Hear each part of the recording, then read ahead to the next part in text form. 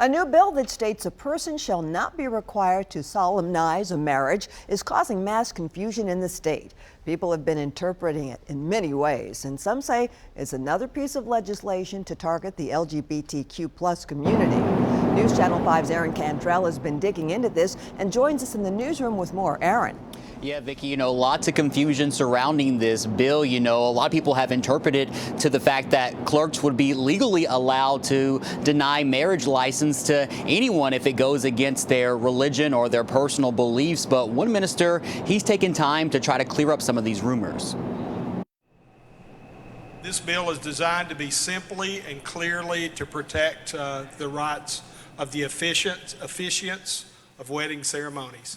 There's lots of questions surrounding House Bill 878 and Senate Bill 596. There's no example where someone has not or has refused to solemnize a marriage, and yet we're creating legislation about it. Ministers already have the religious freedom to not conduct a same-sex marriage, so the bill is creating confusion. Solemnization is not issuing a license. When the clerk issues you a license, it's issuing you a license. They are not performing the marriage rites. People think the bill gives clerks the opportunity to refuse a marriage license. Patton took to social media to clear up the rumors. Yeah, let's just dig into it. The minister says there are really no clerks solemnizing a wedding. In 2015, when marriage equality happened, most everybody who could solemnize just quit doing it because they didn't want to end up being sued for refusing to do a marriage. Mike Heaton-Gill and his husband know what it's like to be discriminated against based on their sexual orientation. Not long ago, a wedding venue in Madison refused to host the ceremony. To get such a blatant response of, we don't offer gay weddings here seems so strange to us. We thought things were more progressive, especially in the Nashville area. He thinks with recent bills signed into law targeting the trans youth and drag performers, it's easy to make assumptions about the intentions of the bill.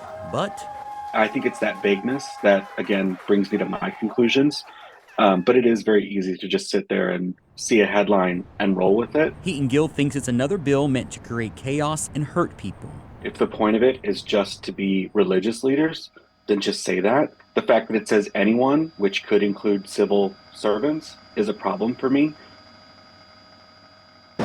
Now, Heaton-Gill and his husband Cody, they have now been married for 5 months after finding a venue in Murfreesboro that would host their ceremony. As for the bill, it has passed the House and the Senate will be voting on it on Monday. I'll send it back to you all.